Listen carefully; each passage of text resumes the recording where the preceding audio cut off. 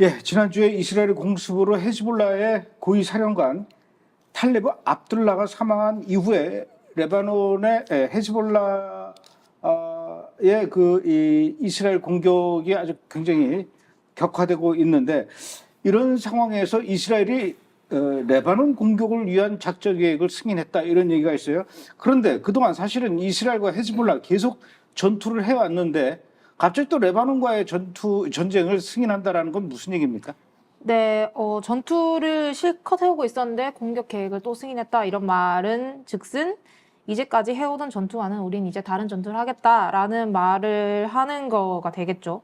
이제 10월 7일 사태가 있고 나서 10월 8일부터 헤즈볼라가 이 전쟁에 참전을 해서 이스라엘을 공격을 해왔는데 이스라엘은 이에 대해서 이제 헤즈볼라의 공격에 대응하는 수준으로만 전투를 해왔고 이게 성격이 매우 제한적이었습니다. 그래서 헤즈볼라가 공격을 하면 그에 맞는 수준으로 이스라엘이 이렇게 대응을 하는 이런 뭐 너가 때리면 나도 때릴 거야 뭐 공격을 이렇게 주고받는 수준이었지 이제 전면전의 성격은 아니었거든요. 근데 이제 북쪽에서의 긴장이 점점 레드라인에 가까워지면서 이제 이스라엘이 좀 더 적극적으로 이 헤즈볼라를 더 북쪽으로 밀어내기 위한 이 적극적인 군사행동을 하겠다. 이 전면전에 더 가까운 수준으로 우리 군사적인 이 전투 수준을 끌어올리겠다.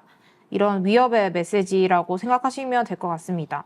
그래서 이 레바논 공격에 대해서 본격적으로 작전하겠다라는 메시지와 함께 이 북쪽에 대해서 우린 지상군 준비하는 것도 더 가속화하겠다라는 결정도 함께 내렸기 때문에 이제 북쪽 긴장이 점점 더 고조되고 있는 상황에서 우리는 이제 준비를 더 강화하겠다.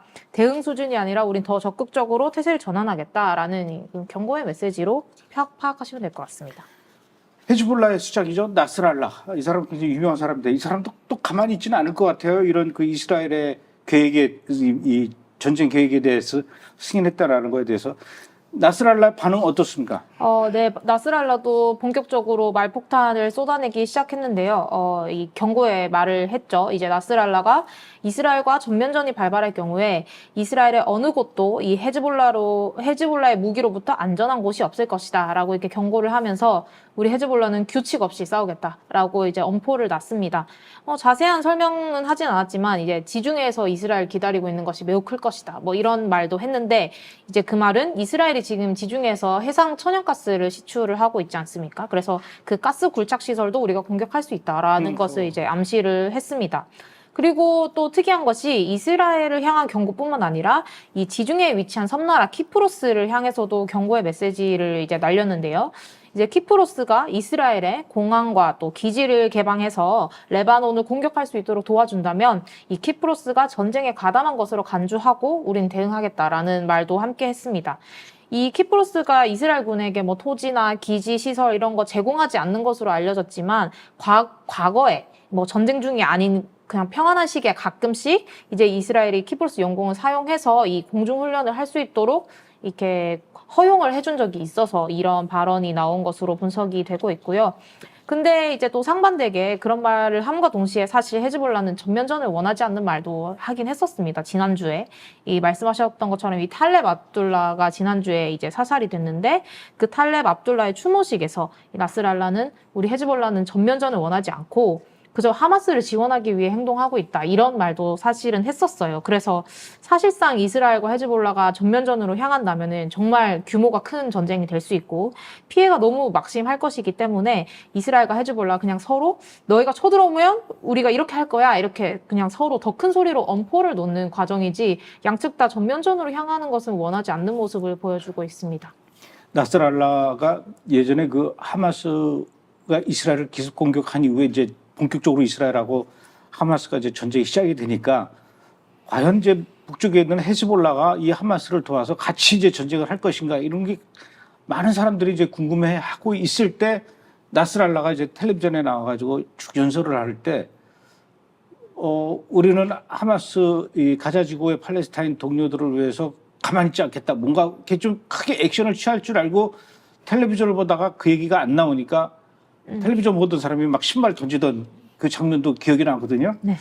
그만큼 나스랄라도 뭔가 이렇게 일이 커지는 거를 원하지는 않을 것 같아요. 네.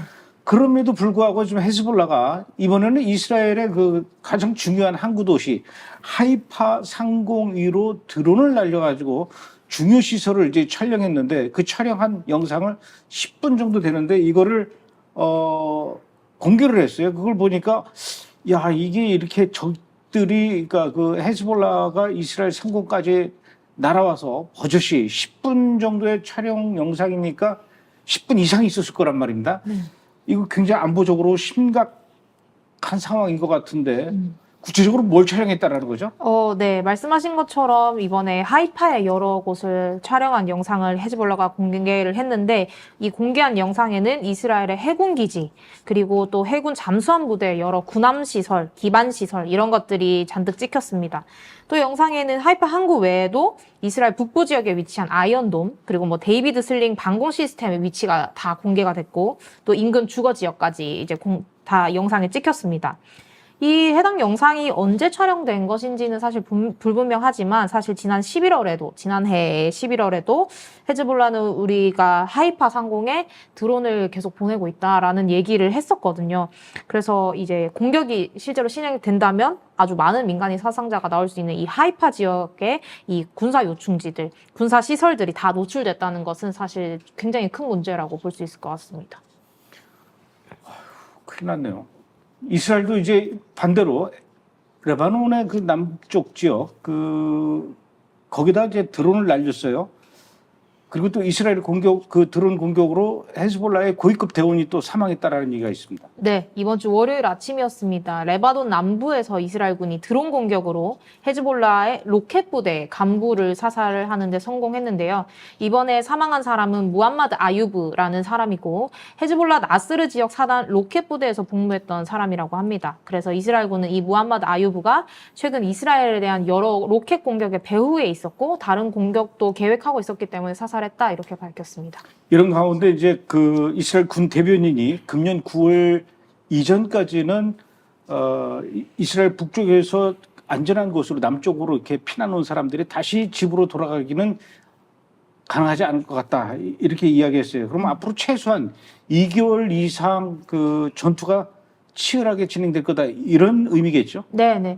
이스라엘 북부 지역의 지도자들이 지금까지 이제 전쟁 목표로 해왔던 것이 있는데 바로 북쪽 지역 학교들이 9월 1일부로 개학을 할 수 있도록 하는 것. 그것이 이제 목표였습니다. 그래서 9월 1일 새학기가 시작될 때까지 북쪽 지역 주민들을 집으로 돌려보낼 수 있게 하겠다. 이걸 목표로 삼고 있었는데 이스라엘군 대변인이 9월 1일 학기가 시작될 때까지 집으로 돌아갈 수 있을 것이라고 약속하는 건 잘못된 일이다. 우리가 지킬 수 없는 날짜를 지금 붙잡고 있는 것이다. 이렇게 발표를 했습니다.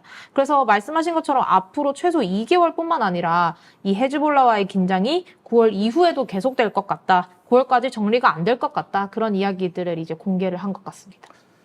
뭐 안타깝지만 뭐 현실은 현실이니까.